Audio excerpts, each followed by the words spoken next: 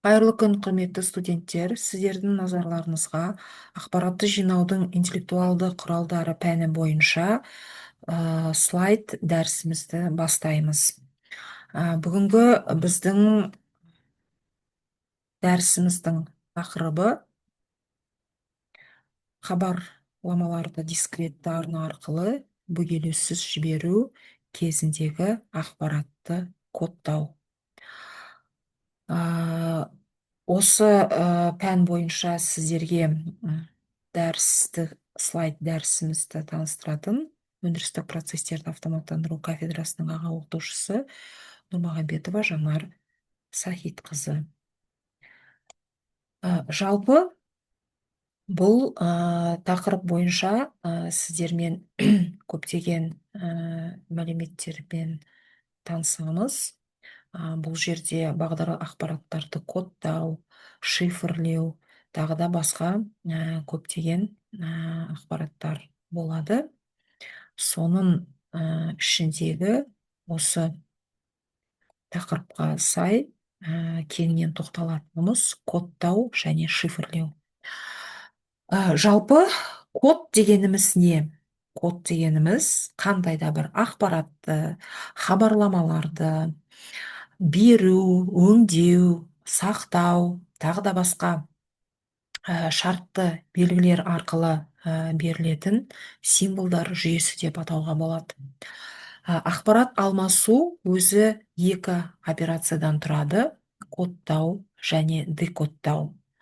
Кодтау операциялары бізге код түрінде берілетін процесс.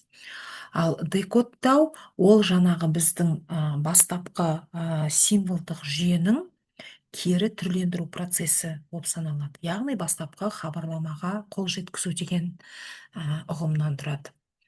Ақпарат көзі ретінде адам, техникалық құрылғылар, заттар, жанды, жансыз табиғат объектілері бола алады. Ақпаратты кодтау кезінде және декодтау кезінде әртүрлі өзінің тәсілдері болады. Бұл ақпарат түріндегі байланыстар, ол мәтін түрінде болуы мүмкін, сандық, графикалық, сурет, дыбыс, тағы да басқа объектілерді қарастыруға болады. Бұл жерде барлық ақпарат екілік есептеу жүйесінде кодталады. 1 және 0. Осы екі сандардың көмегімен біз код құрамыз. Символдар, екілік сандар немесе байттар да осы жүйеге кіреді. Қазіргі уақытта Unicode 2 байтты кодталу деп атаймыз. Осы Unicode кодталуы кеңінен таралып жатыр. Бұл жерде таңбалар кодтарды 0-ден 65535-ке дейінгі санды қабылдауы мүмкін. Кодтаудың мақсаты қысқарту жазбалары, құпияландыру, өңдеу ыңғайлығы. Кодтау тәсілдері графикалық болуы мүмкін, сандық, символдық. Мысалы, графикалыққа біз суреттерді жатқызамыз, сандыққа арнайы бір өзінің берілген саны болады. Мысалы, 1-ден 97 сандарының көмегі деп алуымызға болады. Символдыққа алфавиттің символдарын жатқызуға болады. Мәтінді кодтаған кезде әріптер, сандар, осылардың арасында сәйкестік таңбаны кодтау деп атаймыз. Таңбаның коды 1 байтты сақталады, сондықтан таңбалардың кодтары 0-ден 255-ке дейінгі мәнді қабылдай алады. Бұндай кодтау 1 байтты деп аталады. Олар 256 таңбаны пайдалануы мүмкін, ал символдар кодтар кестесі ASCII деп аталатын кодтарды қабылдайды. Бұл ақпарат алмасу үшін американдық стандарттық код деп аталады. ASCII кодтары 2 бөліктен тұрады: IBM PC үшін және 0-ден 127 таңбаға дейінгі кодтарды қабылдайды.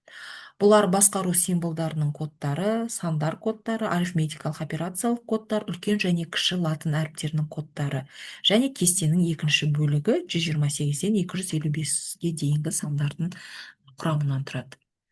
Ұлттық алфавит әріптердің кодтары математикалық символдарды да қабылдауы мүмкін. Кодтау жалпы былай ашып айтатын болсақ, бұлар ақпаратты алфавиттік ұсыну түрінде де болуы мүмкін. Физика деңгейінде қандай да бір құбылысты қарастыру кезінде біз формулаларды қолдансақ, бұл жағдайда алгебра тілі туралы айтылады. Мысалы, формула, математикалық код деген сияқты.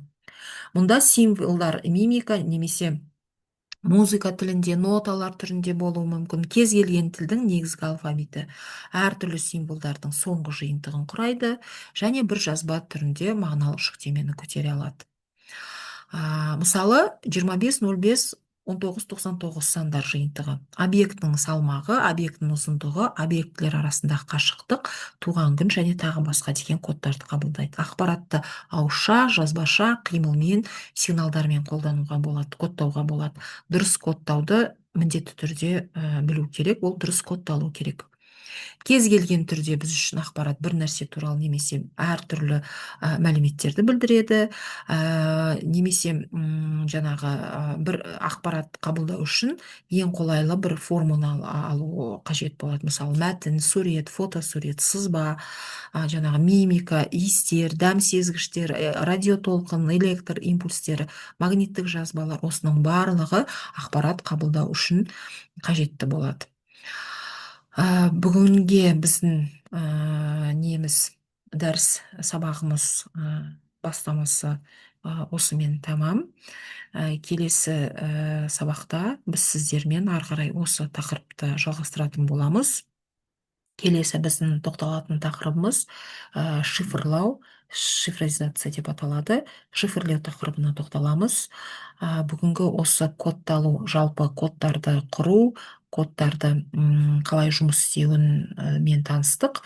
Келесі сабақта шифрлеу және де осы кодтардың бірнеше түрі болады. Хеминг кодтары, оның ішіне Котельников теоремасын жатқызуға болады. Сол келесі сабағымызда осы ары қарай кодтау және шифрлау тақырыбын жалғастыратын боламыз. Сіздермен осы бүгінгі танысу, кодтармен танысу дәрісіміз тамам. Келесі сабақта жалғастыратын боламыз. Сондықтан келесі сабаққа дейін қош сау болыңыздар.